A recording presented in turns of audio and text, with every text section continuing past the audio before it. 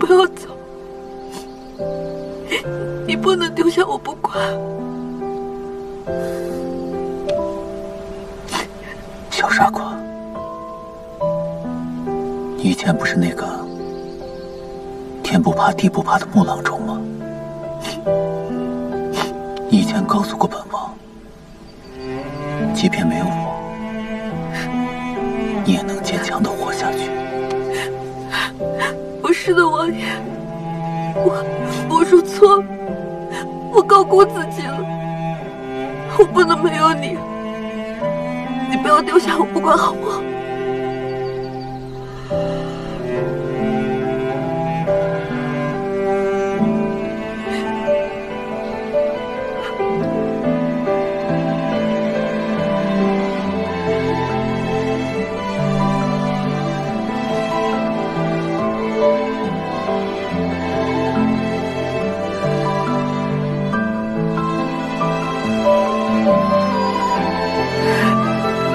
王爷，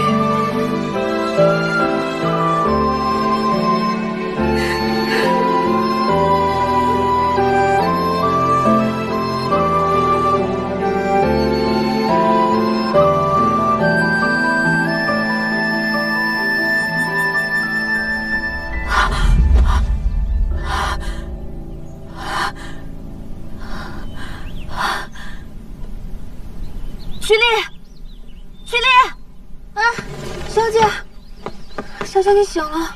徐丽，收拾一下，咱们回定京。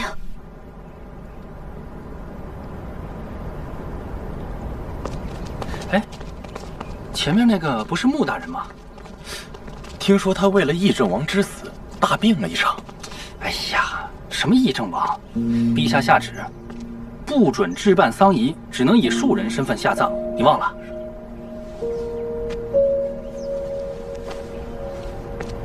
别上厕所，走吧。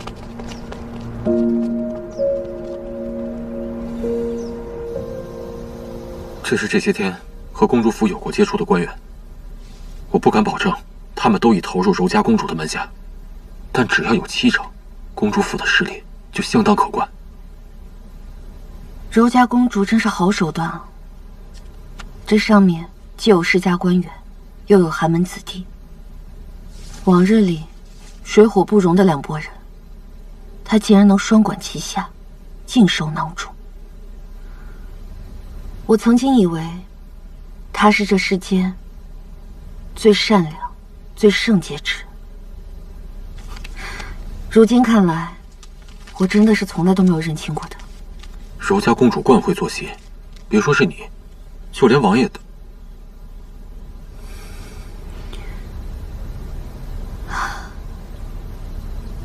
我之前翻看过大理寺构陷王爷的卷宗，发现那些证据简直不堪一击。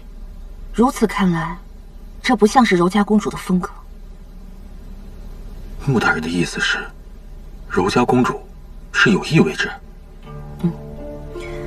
构陷王爷恐怕只是柔家计划中的第一步，而接下来，他就要以这些为由头，替王爷平反了。怎么可能？构陷王爷本就是柔家公主的手笔，她为什么要替王爷平反？但是在外人看来，赐死王爷是陛下一手所为，因为也只有陛下才能够处置权倾朝野的议政王。只要把这些破绽翻出来，再咬定王爷是被冤枉的，就可以坐实陛下冤枉忠良的污名，从而孤立、逼迫陛下，动摇他的根基。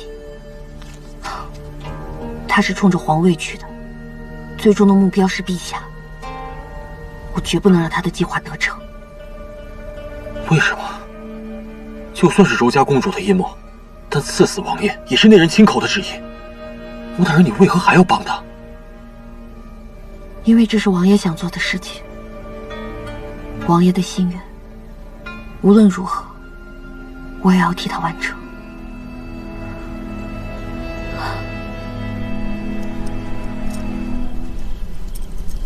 公主，奴婢听说穆卓华最近异动频频，似乎正在暗中调查公主。情理之中，他和皇叔情分非常，若皇叔死了，他不闻不问，本宫才要担心了。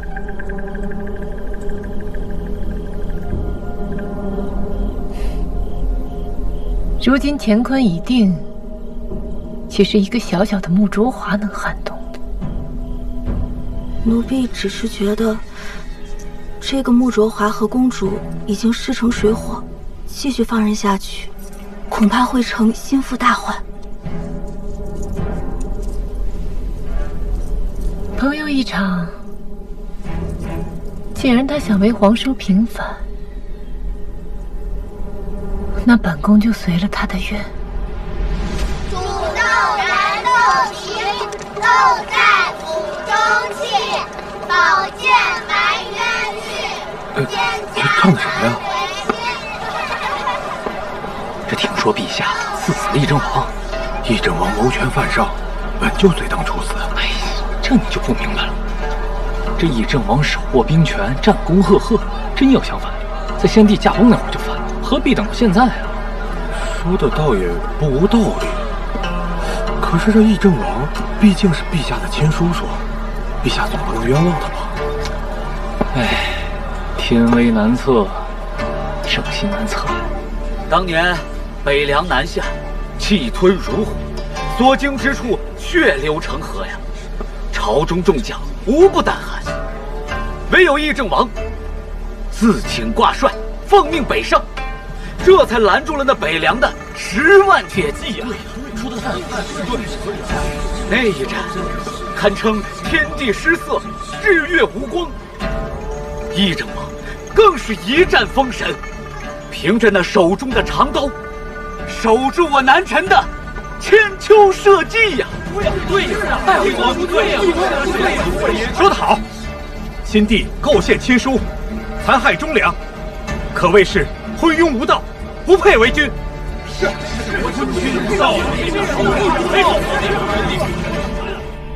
怀州灾情如此严重，百姓都快填不饱肚子了。朕下旨，减去怀州3年的赋税，有何不妥？陛下有所不知，先帝在位期间战事不断，国库快被连年增长的军费耗光了。陛下今日免了怀州的税赋，那明日青州、黄州等地遭灾，您难不成也一概免喽？长此以往，国库空虚，如何支应各地的赈灾粮款和军费开支？臣负周大人之意，国库空虚，赋税免不得。臣附议。臣等附议。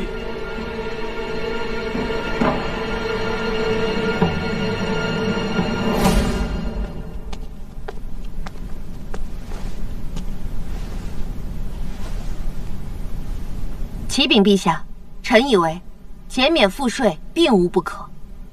怀州遭灾并非是百姓之过，陛下减免赋税，既给了百姓休养生息的时间，又能彰显朝廷恩德，可谓是有百利而无一害。穆大人说的轻巧，减免税赋容易，国库里的窟窿怎么办？还是你能无中生有，变出银两来？若是北凉再生事端，动辄几10万两的军费，又有谁出？据下官所知，怀州百姓刚遭大灾，不说是10室9空，也是家徒4壁。即便周大人掘地3尺，也搜刮不出来几两银子来，比不得周大人家底丰厚，手指头缝里随便露出来那么一点儿，就够怀州百姓吃饱肚子了。哎，周大人既然如此关心国库空虚，要不然您自掏腰包来填上这窟窿？放肆！再者说了，周大人现在担心北凉挑起战端，当初定王下狱，是你口口声声的说要将其处以极刑，那个时候怎么没想起来这一点啊？你。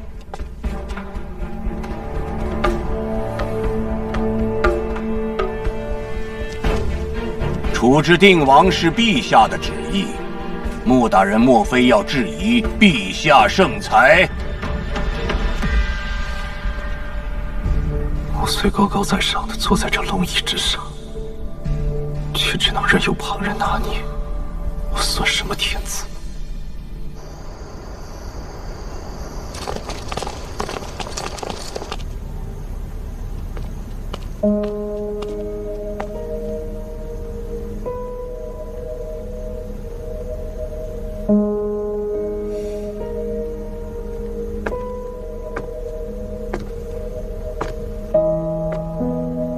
陛下，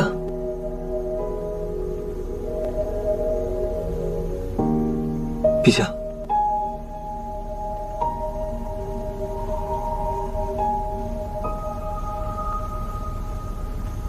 哦，沈清，这么晚求见，所为何事？臣是来送吏部新一年的考核结果的。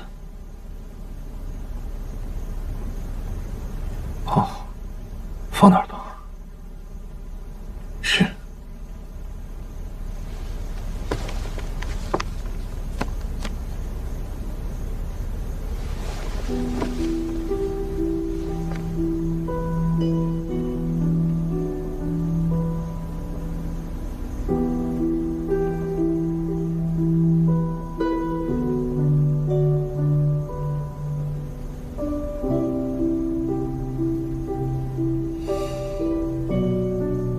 哦，你回去吧。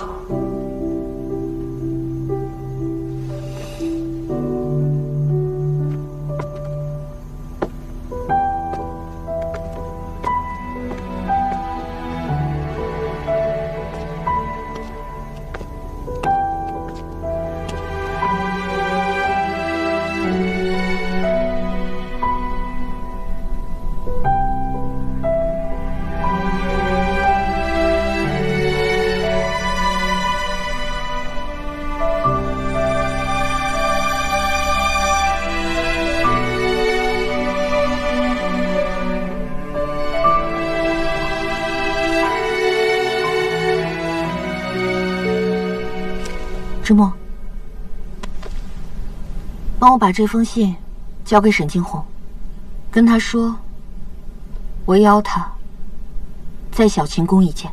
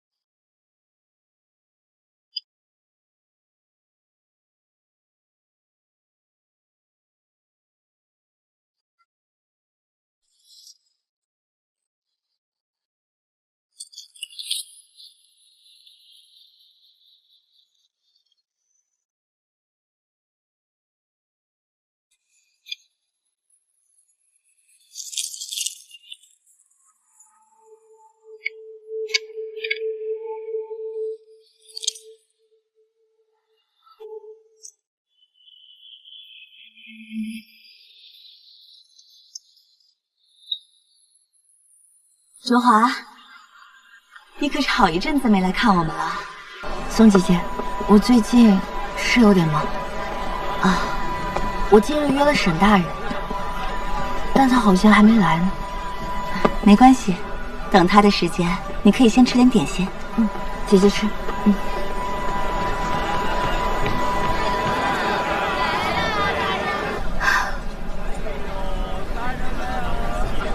你说，都已经等了1个多时辰了，沈大人怎么还没有来啊？可是有什么事情耽误了吧？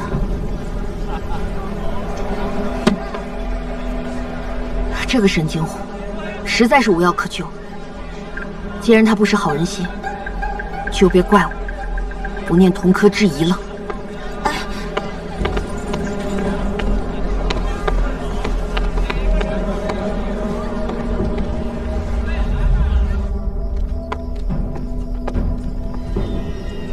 公主，沈大人始终未曾现身。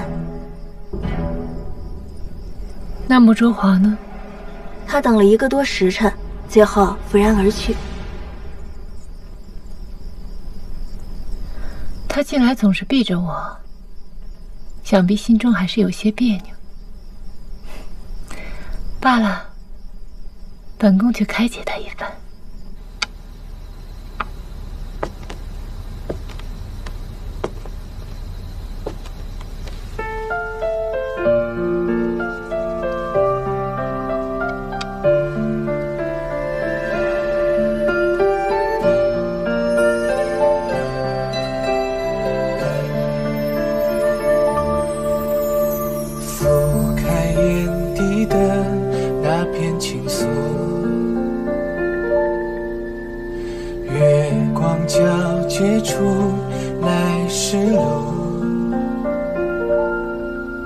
梦似洪荒共度，若情若离若诉，绕一瞬间不断，错落的人间朝暮。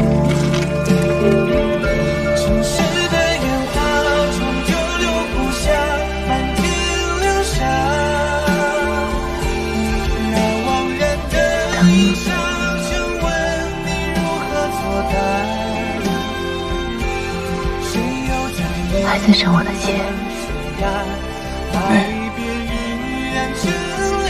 那为何要躲着我？我最近在想一些事情。那想的怎么样啊？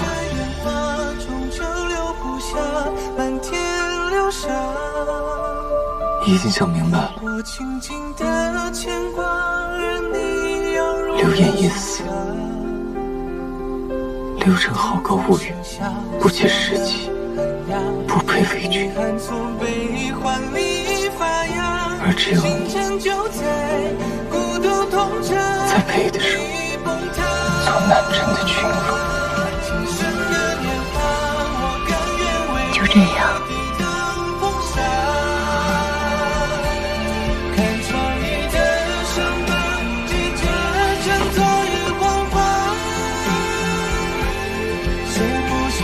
我认输，我会送你一个礼物。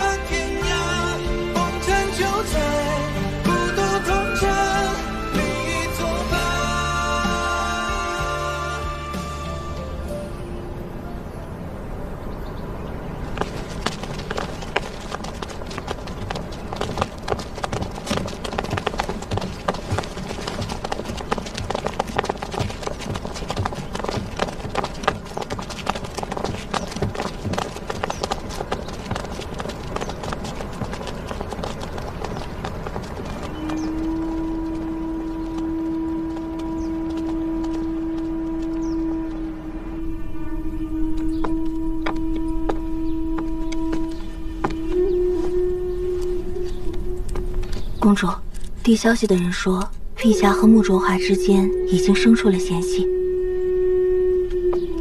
刘琛确实好高骛远，眼高手低，先是杀了刘演，又与慕卓华生出嫌隙。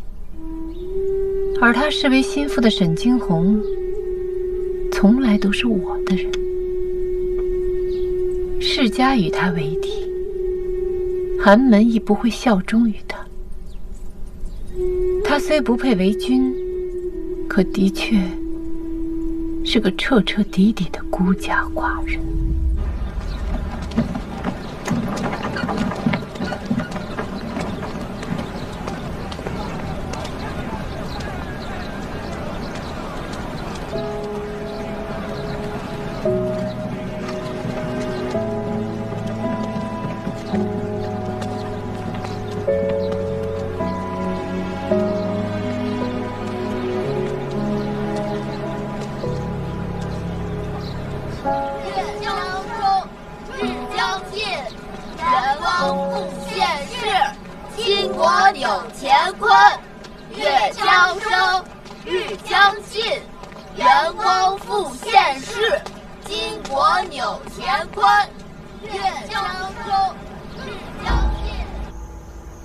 月将升，日将尽，这不正合了那个女人的名字？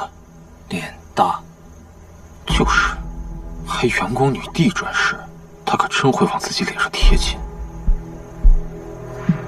皎皎如月，那陛下不就成了那日薄西山了吗？他步步为营，精心策划，已经让陛下成了人人喊打的昏君了。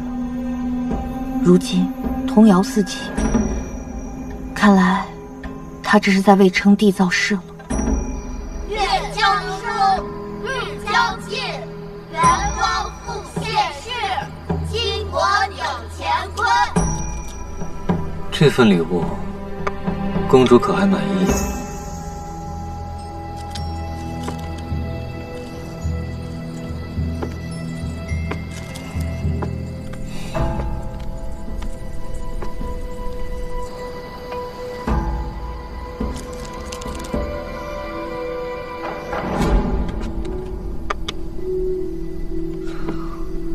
公主这一招，看似令整个棋局更加惨烈，实际上却打破了僵持已久的对峙，实在是很妙。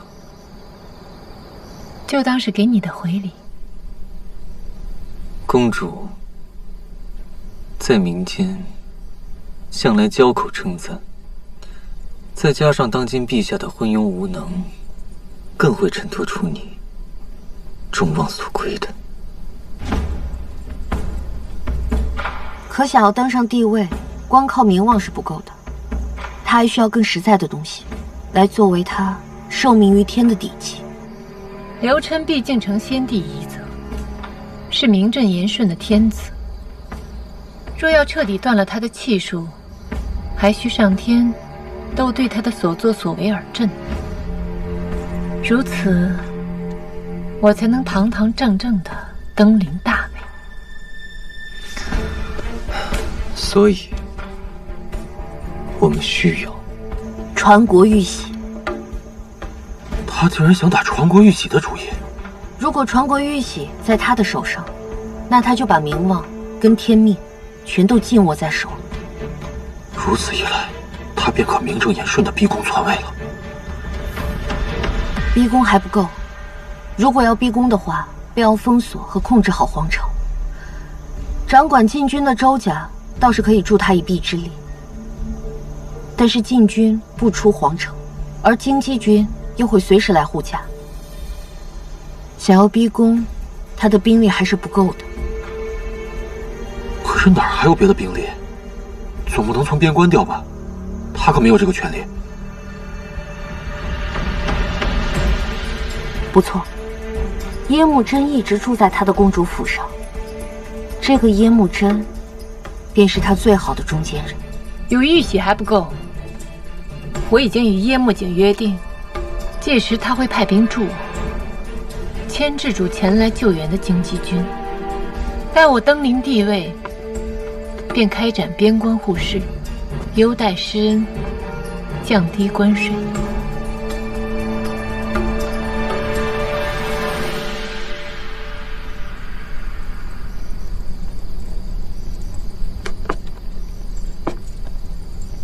生气了？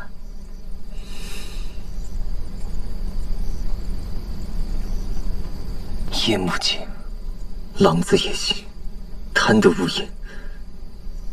放心，我有分寸，绝不会让他讨到便宜的。柔家公主，这分明是在与虎谋皮，一不留神，她就该被反噬了。若是与北凉勾结，她也算是轻车熟路了。毕竟也不是头一次了。接下来，咱们该好好的筹谋一下如何应对了。